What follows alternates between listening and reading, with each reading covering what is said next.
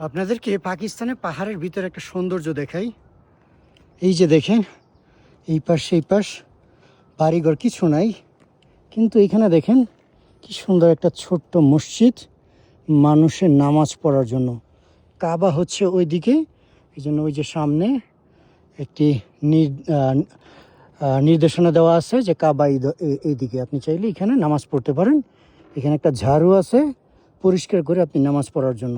দেখেন কিছু নাই, কিন্তু এখানে মানুষের চলাচল খুব কম, মাঝে মধ্যে গাড়ি ঘোড়া আসা যাওয়া করে। এটা একটা শর্টকাট রুট পাহাড়ের ভিতরে, এই জঙ্গলের ভিতর দিয়ে।